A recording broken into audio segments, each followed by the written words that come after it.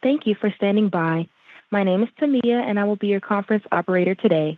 At this time, I would like to welcome everyone to the Super Micro Computer Inc. SMCI US Q1 FY25 Business Update Call. With us today are Charles Liang, Founder, President, and Chief Executive Officer, David Weigand, CFO, and Michael Staiger, Senior Vice President of Corporate Development. All lines have been placed on mute to prevent any background noise. After the speaker's remarks, there will be a question and answer session. If you would like to ask a question, please press star 1 on your telephone keypad. Thank you. Good afternoon, and thank you for attending Supermicro's first quarter fiscal 2025 business update conference call for the first quarter, which ended September 30th, 2024. With me today are Charles Liang, Founder, Chairman, Chief Executive Officer, and David Weigand, Chief Financial Officer. At the end of today's prepared remarks, we will have a Q&A session for sell-side analysts. So I will make additional remarks prior to the beginning of the Q&A, but the company will not address any questions regarding the recent decision of our independent auditor to resign and the delay in the filing of the company's 10-K. During today's conference call, Supermicro will address business and market trends from the first quarter of fiscal 25, including our financial outlook and operations, our strategy, technology, and its advantages, our current and new product offerings, and competitive industry and economic trends. We will discuss estimated financial results, but reference to any financial results are preliminary and subject to change based on finalized results contained in future filings with the SEC. By now, you should have received a copy of today's news release that was issued after the close of market and is posted on our website, where this call is being simultaneously webcast. Any forward-looking statements that we make are based on facts and assumptions as of today, and we undertake no obligation to update them. Our actual results may differ materially from the results forecasted, and reported results should not be considered as an indication of future performance. The discussion of some of the risks and uncertainties relating to our business is contained in our filings with the SEC, and we refer you to those public filings, including our most recent annual report on Form 10-K.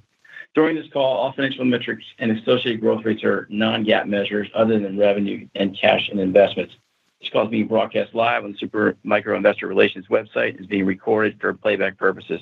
An archive of the webcast will be available on the IR website and its property of Supermicro. Our second quarter fiscal 2025 quiet period begins at the close of business Friday, December 13th, 2024. With that, I will turn it over to Charles. Thank you, Michael. Before we dive into the first quarter details, I would like to share some thoughts on the recent challenges that the company has experienced. As we have emphasized in our filing since these challenges emerged, we remain confident in our previous financial reports.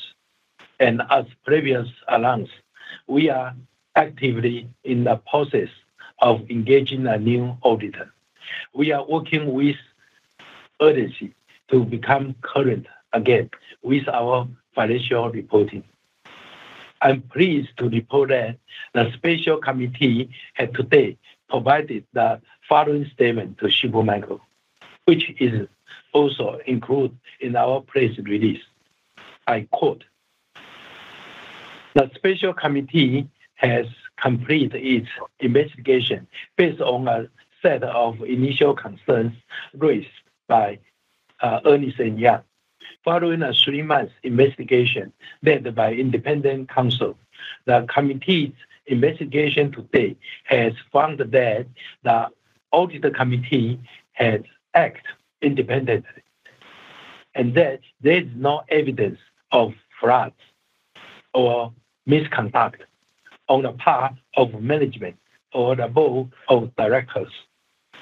The committee is recommending a series of remedial measurements for the company to strengthen its internal governance and oversight functions. And the committee expects to deliver the full report on the complete work this week or next. The special committee has other work that is ongoing, but expect it to be complete soon." End of quote. The special committee has not otherwise provided any additional details or information. We look forward to receiving the committee's full report in the near future. We do not believe the current challenges affect Supermicro's ability to service our customers and partners. as we continue to grow rapidly and strongly with the AI revolution. And my confidence in Supermicro and its staff remains stronger than ever.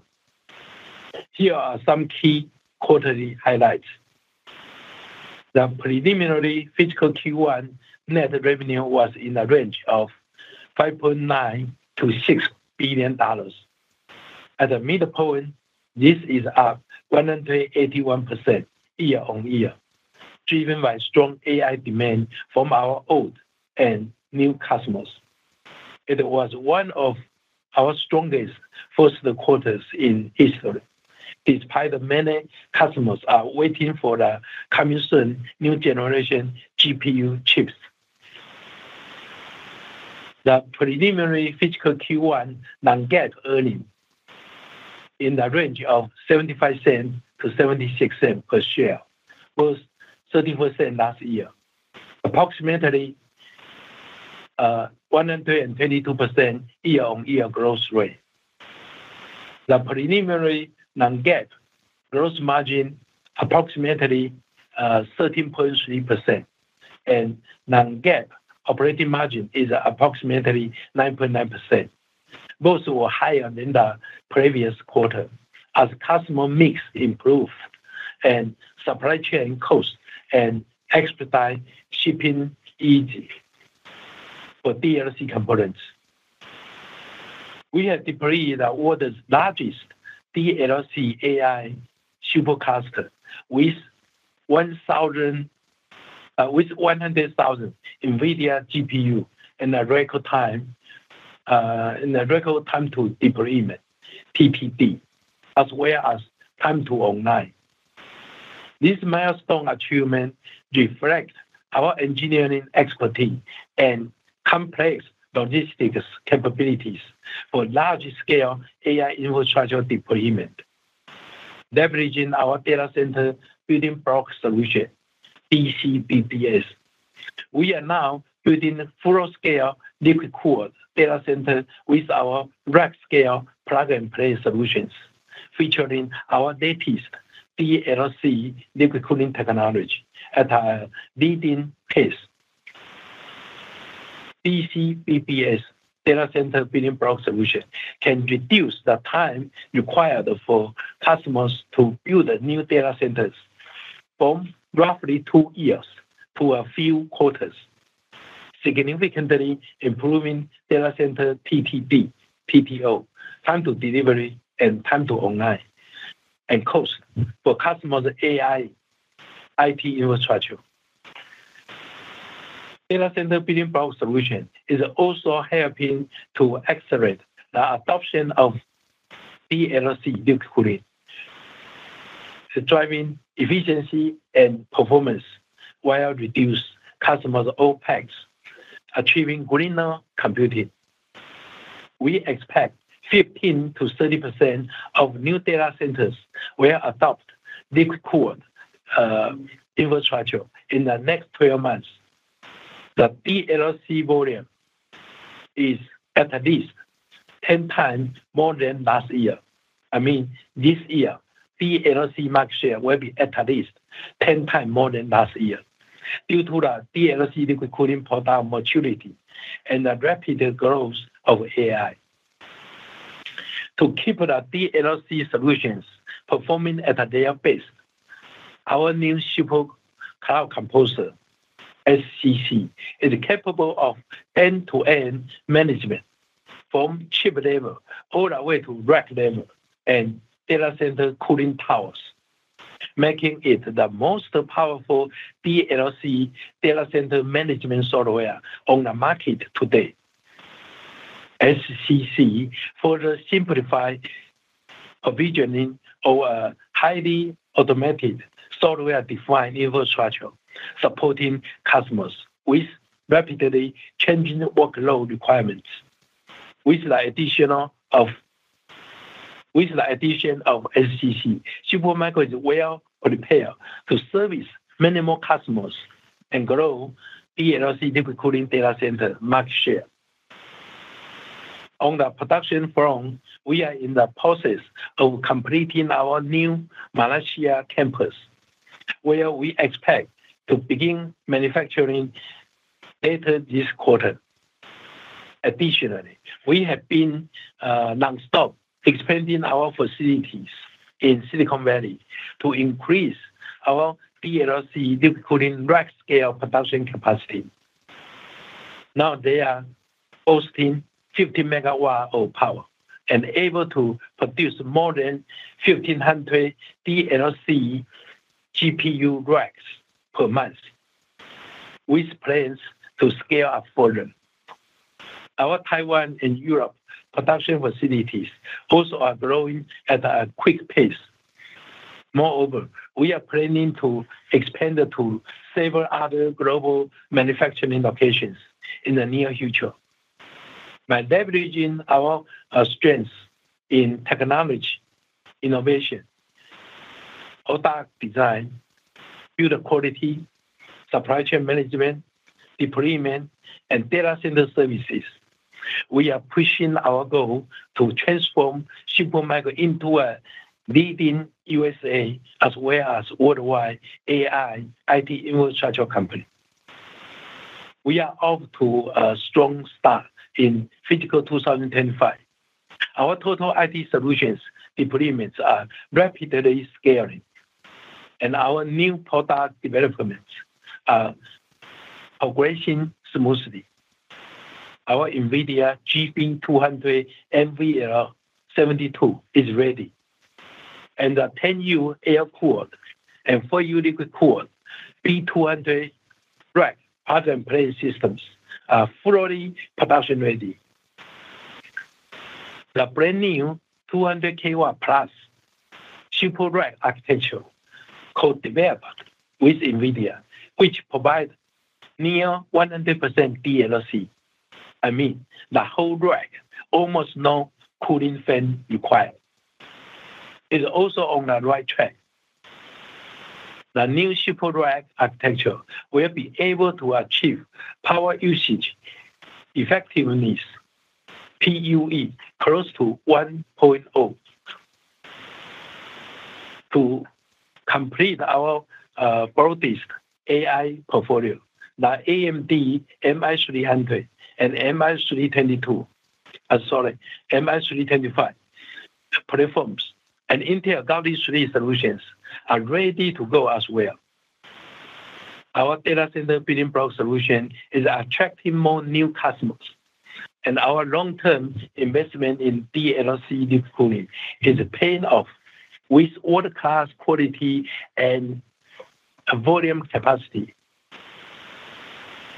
giving us a sustainable competitive edge and economics of scale. Before passing the call to David Weigand, our CFO, I want to thank our partners, customers, investors, and Supermicro employees, and express my appreciation for their patience and support until we can provide more information about our 10K filing status. Our strong foundation, data center building block solution, and DLC liquid cooling green computing leadership not only reduce energy costs for our customers, but also contribute to a healthier Mother Earth. I believe we are well positioned for strong future growth. Thank you, Charles. We remind investors that the unaudited interim financial information in this report is preliminary. We expect unaudited Q1 fiscal year 25 revenues in the range of $5.9 to $6 billion, up 181% year over year and up 12% quarter over quarter versus our guidance of $6 billion to $7 billion. Growth was driven by strong demand for direct liquid cooled rack scale AI GPU platforms. AI contributed over 70% of revenues across enterprise and cloud service provider markets. The expected Q1 non-GAAP gross margin is approximately 13.3%, versus 11.3% last quarter due to product and customer mix and lower costs, coupled with higher manufacturing efficiencies on DLC AI GPU clusters. The Q1 non-GAAP operating margin is approximately 9.9%, excluding $67 million in stock-based compensation expenses versus 7.8% in Q4. The Q1 estimate for other income and expense is expected to be a net expense of approximately $9 million, consisting of $17 million in interest expense, offset by $8 million in interest and other income. The Q1 tax rate is approximately 14% for GAAP and 16% for non-GAAP. The Q1 estimate for GAAP net income is $433 to $443 million, and non-GAAP net income is $483 million to $493 million. Non-GAAP net income excludes $50 million in stock-based compensation expenses, net of the related tax effects of $17 million. The split adjusted Q1 GAAP diluted earnings per share range is approximately 68 cents to 70 cents versus prior guidance of 60 cents to 77 cents.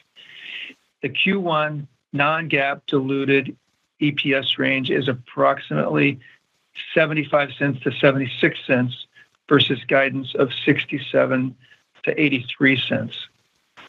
We expect a Q1 GAAP diluted share count of 639 million and a non-GAAP diluted share count of 648 million. Operating cash flow is approximately $407 million, an improvement of $1 billion quarter over quarter. Q1 closing inventory was approximately $5 billion. CapEx for Q1 was $42 million. Positive free cash flow was $365 million for the quarter. The Q1 closing balance sheet cash position was $2.1 billion, and total debt was $2.3 billion, with bank debt of $0.6 billion and convertible bond debt of $1.7 billion, resulting in an improved Q1 net cash position of approximately negative $0.2 billion versus a net cash position of negative $0.5 billion last quarter. Turning to the balance sheet and working capital metrics compared to last quarter, the Q1 cash conversion cycle was 97 days versus 94 days in Q4. Days of inventory was 85 days compared to the prior quarter of 82 days. Days sales outstanding for Q1 was 41 days versus 37 days last quarter, while days payables outstanding was 29 days from 25 days last quarter. For the second quarter of fiscal 2025, we expect net sales in the range of $5.5 to $6.1 billion. We expect GAAP and non-GAAP gross margin down 100 basis points sequentially due to customer and product mix. We expect GAAP and non-GAAP operating expenses up approximately $34 million sequentially, and GAAP and non-GAAP other income and expense to be a net expense of approximately $7 million. We expect GAAP net income per diluted share of 48 cents to 58 cents, and non-GAAP net income per diluted share of 56 cents to 65 cents. The company's projections for GAAP and non-GAAP net income per diluted share assume a tax rate of 14% and 15% respectively, a diluted share count of 640 million shares for GAAP, and a diluted share count of 648 million shares for non-GAAP. The outlook for Q2 of fiscal year 2025 GAAP net income per diluted share includes approximately $54 million in expected stock-based compensation expense and other expenses, net of related tax effects of $14 million, which are excluded from non-GAAP net income per diluted share. The final financial results reported for this period may differ from the results reported here based on the review by the new independent registered public accounting firm to be appointed. We are working diligently to select a new independent registered public accounting firm and complete our fiscal year 24 audit. Michael, we're ready. Hey, thank you, David. Hey, before we get into questions, we appreciate you may have further questions about the special committee's findings as well as our audit timeline. We're not in a position to address those questions on the call today. So with that, operator, we'll take first question.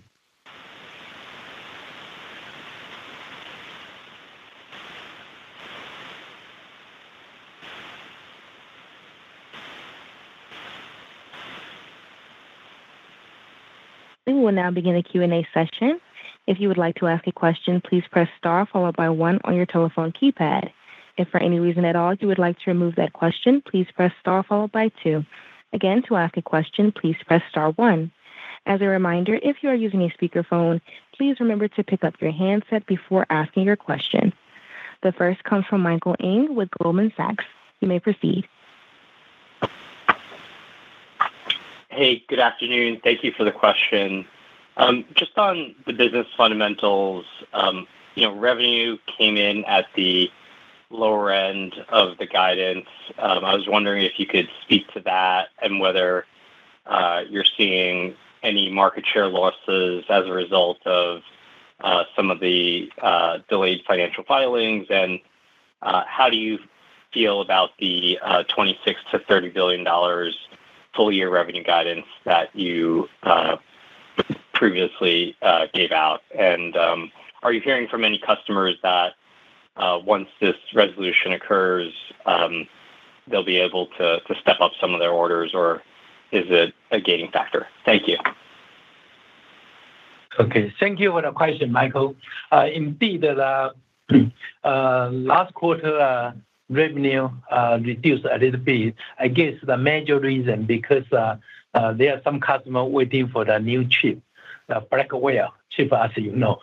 So people are waiting for the new solution, and the new solution, the Blackwell-based liquid cooling, air cooler, or GP 200, our solution indeed is ready. Just waiting for the chip. So I guess that's the major reason. And our capacity continues to grow, and our liquid cooling solution is fully ready. Again, we can produce 1,500 liquid cooler rack per month now. So we are fully ready. Just waiting for the new chip to be available. And then I believe we can grow our market share and revenue after that. Great. And for David, just on the full year guidance? Yeah, Michael, we're not providing annual guidance on this call. Okay, great. Thank you, Charles. Thank you, David. Thank you, Michael. Thank you. The next question comes from Samik Chatterjee with JP Morgan. You may proceed. Hey, guys. Thanks for taking my question. I guess maybe to sort of talk about the gross margins here. You had robust gross margins in the quarter, but you're guiding it down. It seems like maybe it's a bit more choppy in terms of gross margins depending on customer mix. Does the sort of progression to getting back to the 14 to 17% that you talked about earlier still remain sort of the base case, or are you having to sort of discount more or be more aggressive on pricing on the current generation products? And as a separate sort of a side question, just I know you're not commenting on relative to the filings, but any management changes or any changes in how you operate that you're planning or thinking about to sort of overall improve things in terms of getting more sort of more disciplined around and more control around the financial reporting? Thank you. Thank you, Samik. Yes, depends on new product, right? When new GPU chip available, as you know, whenever there are new generation of technology, we have an advantage to grow our market share and profitability. At the same time, our data center building block solution with SCC, Supermicro Cloud Composer that provide a full end-to-end solution. That for sure will gradually grow our gross margin and the net margin. As to management team, yes, we always faster growing. 2023 we grew 40% about, and then 2024 we grew more than double. And this year again we will have a big growth. So when company are fast growing, we continue to add more people, including senior management. So we are evaluating the possibility, including the report from special committee, and we, by the nature, we continue to grow senior management team as well. Sure. Thank you. Thanks for taking the question. Thank you. Thank you. The next question comes from Aaron Rakers with Wells Fargo. You may proceed. Yeah, thanks for taking the questions. A couple if I can as well. I just, Charles, I want to go back. I think when you guys had originally guided this quarter, I think the guidance range is like $6 to $7 billion. You came in at, about $500 million at the midpoint short of that. I guess, given the comments to the prior, questions, are you assigning that to just the timing of Blackwell, or was there something that changed the demand or the timing of deployments this last quarter? I'd also add in there, I think, last quarter, when you had set that guide, I think there was like $800 million of sales that you had alluded to as being pushed out of last quarter into this fiscal first quarter. Did that all close? And just try to bridge that gap for me between the delta and the guide relative to, the business update today. Okay, good. Adam, thank you. I mean, this is a complicated question. So I believe the major impact is new chip availability, because Blackwell chip for sure is much higher performance, much better performance per dollars, right? And the good thing is that look like it will be available gradually, and Q1 hopefully. Q1 2025, hopefully volume become much better. And so that's the major factor, I believe. As to our 10K today, may impact a little bit. How much, I don't know yet, but certain impact for sure. But hopefully not too big. As to the whole year, yes, today we do not provide any guidance. But basically, with our liquid cooling leading edge, right? In last few months, we deliver more than 2,000 rack DLC. That, I believe, is a very high percentage for the whole liquid cooling market. So for the future growth, I personally still very optimistic. Yep. Okay. And then two other quick questions, if I can. So, first of all, I mean, you mentioned $5 billion of inventory coming out of this quarter. Any thoughts of where that might trend coming out of this next quarter, embedded in your outlook that you provided today? And then I apologize for asking. I know that you didn't, you're not going to address the special committee dynamic, but, any thoughts on the timing of an auditor, of getting an auditor assigned? Anything you can share on that front? And I appreciate that you asked. We're not talking much about that, but curious, any comments on that front? Okay, for inventory, maybe I can answer a little bit. I mean, the company will continue to grow, I believe. So $5 billion level of inventory, I believe, will continue. And as to the special committee investigation result today, I'm very happy to share some very positive information. But as to the detail, once it's available from them, we will share with the market. Yeah, and Aaron, we have no update with respect to the audit timeline that we could talk about, as we mentioned earlier. So just getting an auditor. Okay. Thank you. Yeah, we're working diligently to get that done, as I mentioned, as quickly as possible. Yep. Thanks, guys. Thank you. As a quick reminder, if you would like to ask a question, please press star 1 on your telephone keypad. The following comes from Ananda Barua with Loop Capital. You may proceed. Yeah, guys. Good afternoon, good evening. Thanks for taking the questions. Two, if I could. I guess the first is on gross margin. Should we expect? Well, I guess really the question is Dave, should we still expect it to improve as we go through the fiscal year as you were previously anticipating? Yeah. So, by the way, we guided cautiously, in this first quarter on our margin. So we were glad to be able to exceed it, and so in like fashion, we're guiding conservatively into the second quarter, and so it's still we still have our target margin that we're shooting for, and so we're doing everything that we can to improve that. Yeah, the competition for sure brings some pressure, right, as you know. But Blackwell, a new technology, I personally feel very optimistic for Supermicro's chance to grow.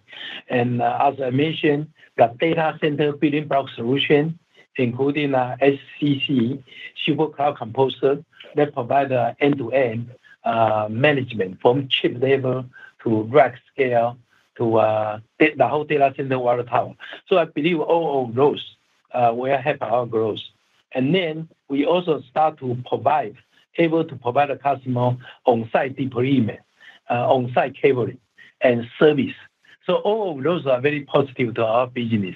So I feel very positive to continue to grow the business. Yeah, thanks for the margin context. Appreciate that. And the follow-up is just, I guess, it's a general working capital financing question. This question has come up a lot with investors.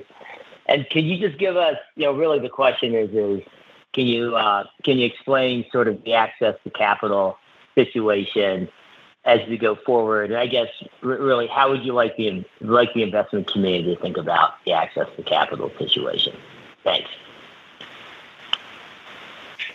Sure. So Ananda, we put in the last 9 months, $4 billion into working capital from 2 equity raises and 1 convert, and so that's really it really left us with in a good working capital situation, exiting Q4 at a run rate of around $6 billion.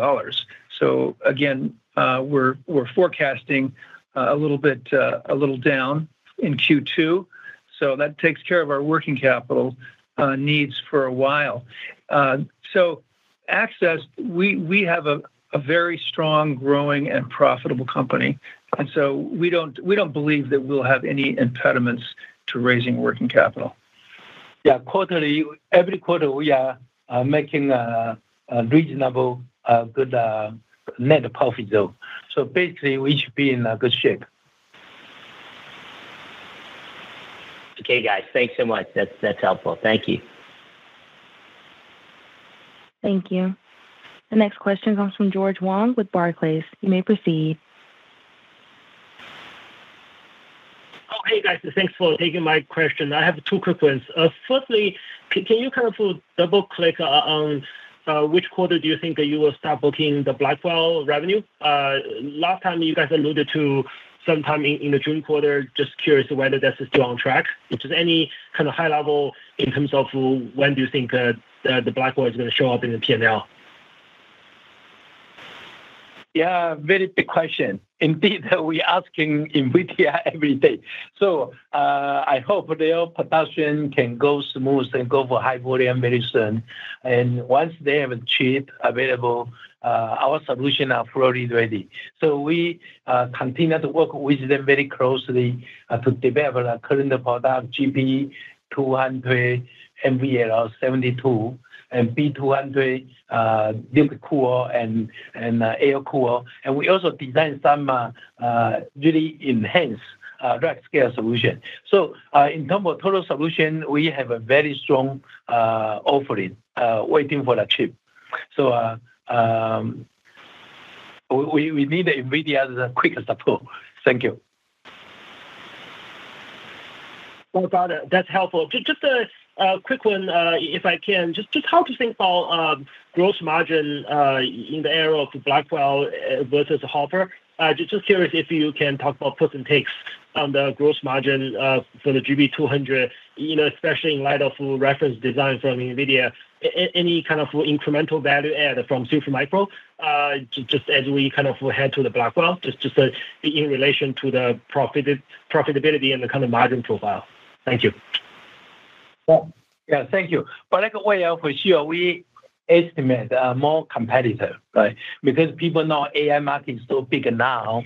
So with Blackwell, we expect more competition. But at the same time, we also well prepared by our data center building block solution with our end-to-end super cloud composer and with our on-site deployment, cabling, service business. So those are new, and I believe we are able to provide a very unique, very efficient time to delivery, time to online advantage to customer. So yes, competition is strong, but I believe we are in good position. Okay, thanks a lot, Charles. I will go back to the queue. Thank you. Thank you. The following comes from Nehal Chokshi with Northland. You may proceed. Yes, thank you. Thank you for taking my questions. A couple of questions, please. First, Dave, any 10% customer exposures in the quarter and the upcoming quarter? Indeed, we will have 10% customers now. Could you give us some detail as far as what percent of overall revenue do the 10% customers represent in the September quarter? Yeah, so we're not going to release that data today. Yeah, but at the same time, we continue to gain more new customers, especially in Europe and Asia. So I believe we will be able to keep a healthy ratio. Okay, great. And then Charles, I think there's a strong feeling in the investment community that the chairman and CEO roles, if separated, could be quite beneficial to Supermicro. From your perspective, what is the benefit of Supermicro separating these roles? Okay, well, I would have based for the company. That's my consideration. So every day, if not every day, every week, I have been thinking about a question since many years ago. And so again, why would I base for business? So I personally very open mind, and I'm technology guy, and technology is my best interest. But still, overall consideration is the best benefit for shareholder and the company. And just to be clear, do you see it potentially being in the best interest of the shareholder of that of separating these roles here? No comment at this moment, but I'm seriously consider about it. And someday I will retire for sure. Hopefully not in 1 year, 2 years, but sooner or later I will retire. So I mean, those a change for sure is natural, but whatever best for shareholder and for a company and for my family too. Thank you for taking my question. Thank you. Thank you. The next question comes from Vijay Rakesh with Mizuho. You may proceed. Hi, Charles. So on the September quarter and December quarter, just wondering how many liquid cool racks you're shipping in September, and if you could give us some idea in December. Maybe do you have some number to share? It was just a little below last quarter, but I don't have the exact. I would have to say we are a company ship most of the liquid cooling rack to the market recently. for example, in the September quarter. And our liquid cooling, because ahead of the market. So, and customers like our liquid cooling because save their energy power and save water requirement. And kind of it's the trend. So I believe we will continue to grow liquid cooling percentage. Got it. And when you say down sequentially into December quarter on the H200 liquid cooling, any idea on how much that is sequentially? We did not share the number, but I believe liquid cooling will continue to grow very quickly. And we are very happy to promote that. Got it. And from our last question, David. Yeah. Go ahead. Go ahead, Vijay. Sorry. I think, David, on the November 16 deadline, are you guys comfortable that you will have an auditor and file a plan to the NASDAQ? So we're not answering those questions today. Got it. Yeah, so we're like I said, we're diligently looking to replace the auditor as quickly as possible, and we will be filing a plan with NASDAQ, and indeed regarding an extension, and so but that's all we have to say about that. Got it. Thank you. Thank you. The next question comes from John Hamilton with CJS Securities. You may proceed. Hi, good afternoon, and thank you for taking my questions. I was wondering, Charles or David, could you break out what your expected revenue in Blackwell was supposed to be in the Q1 guidance and what you have implied in the Q2 guidance, first of all? And then second, do you see a risk of supply or allocations due to this auditor and filing issue, especially from NVIDIA? Would they possibly, maybe hold back some just until you figure it out, or are they supporting you through this and just meeting your orders and especially with the new technology? Thank you. Yeah, our relationship with NVIDIA has been multiple decades, and our growth, kind of the cooperation between two companies, continue to enhance. So we have many important projects co-developed, and I don't expect any negative allocation from them. So at this moment, according to our relationship, according to our communication, things are very positive. Great. And then the Blackwell numbers that were implied in the last quarter's and this quarter's guidance?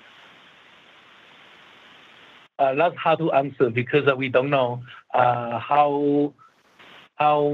what's the volume NVIDIA will have Blackwell available every month. So we work with them very closely and co-develop a solution, validate the solution, and service the common customer. So once they have a good volume available, I believe we will have a good percentage in our product mix.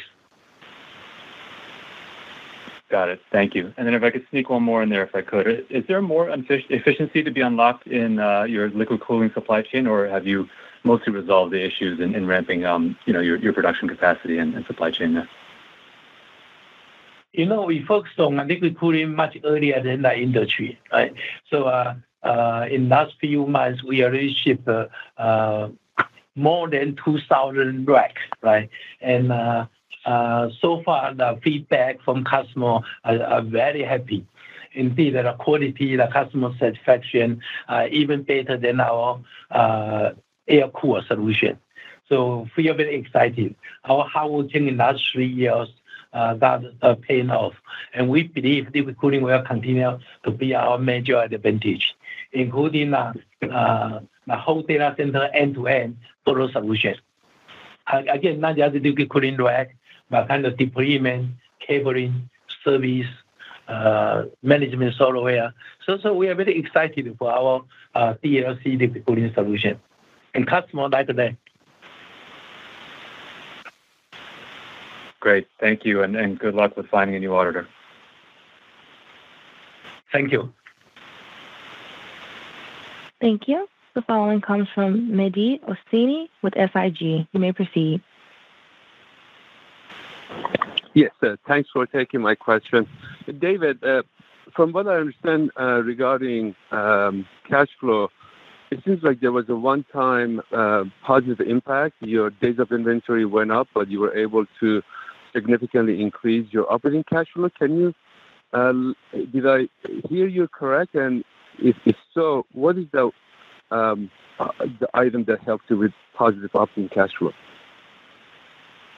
Sure.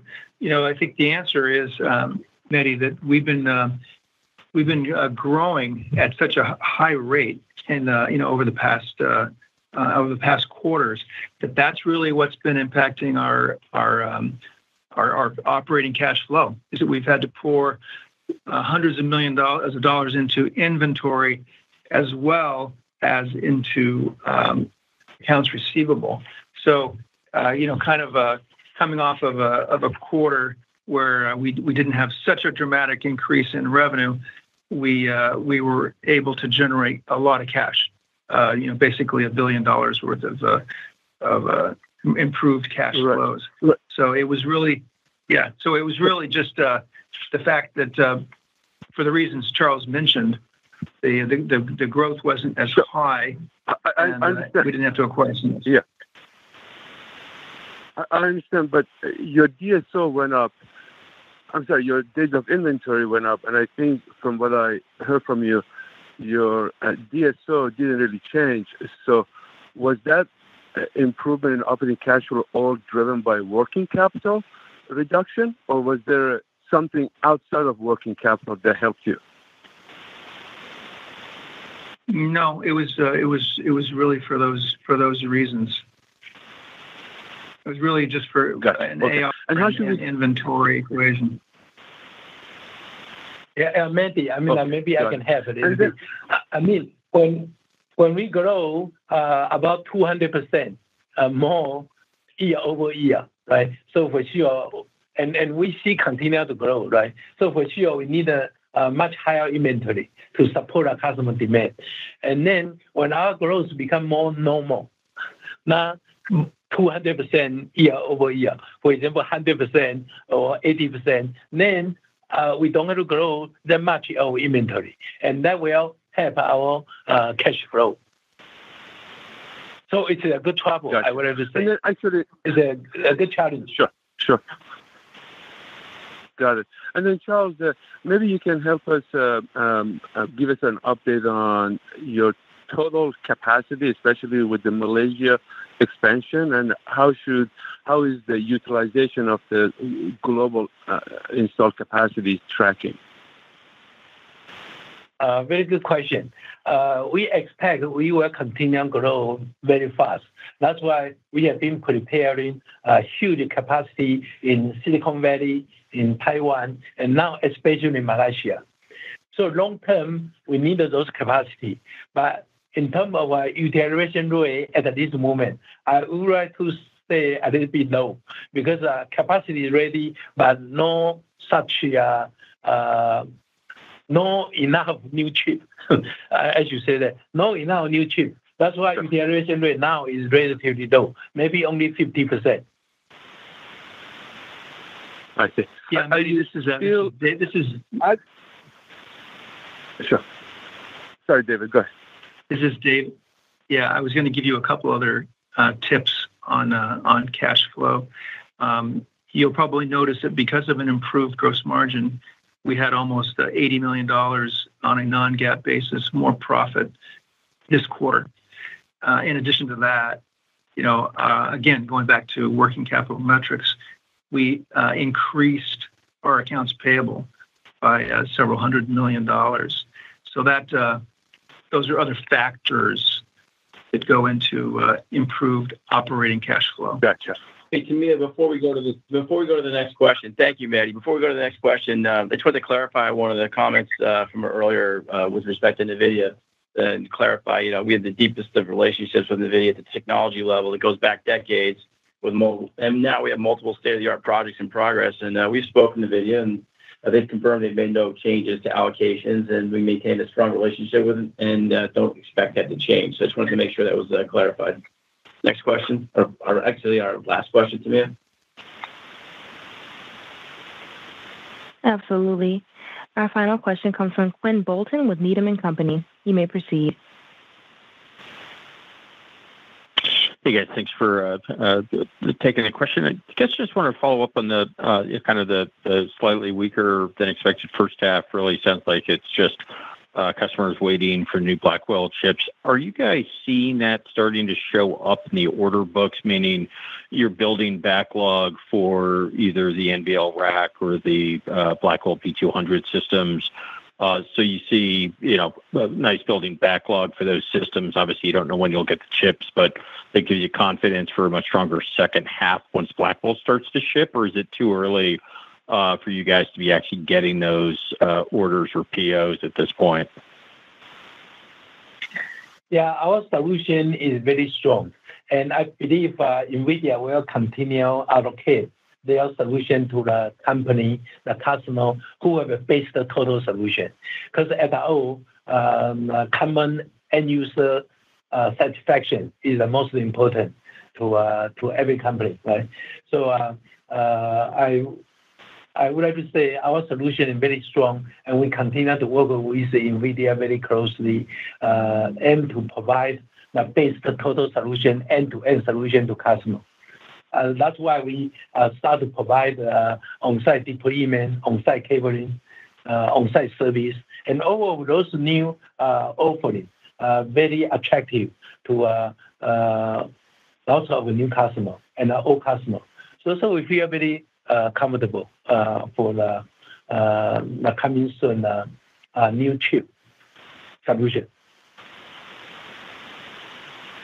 So the backlog for Blackwell, you're seeing that building on your order books? We provide in kind of remote POC now, and so things are happening.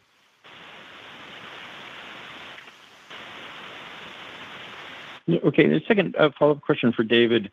You've recently sort of filed new credit agreements with both of your banks, setting a date when you would have to provide the audited financials. To the extent that you don't hit that date, what happens? Do you just have to go renegotiate new credit agreements? Do the banks at that point have the right to effectively call those term loans? Just wondering if you might be able to address what happens with both the bank debt and if there's any risk to the convertible debt if you don't provide audited financials within the prescribed time.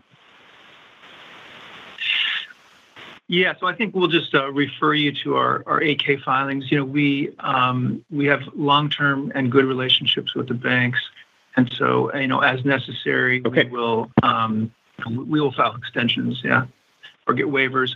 And like as I mentioned earlier, we're not concerned about the company's ability to access the capital markets.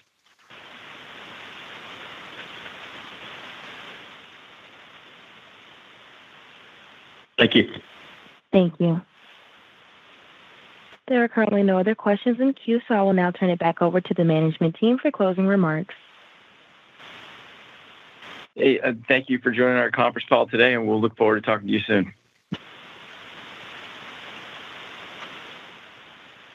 This concludes today's conference call. Thank you for your participation. You may now disconnect your line.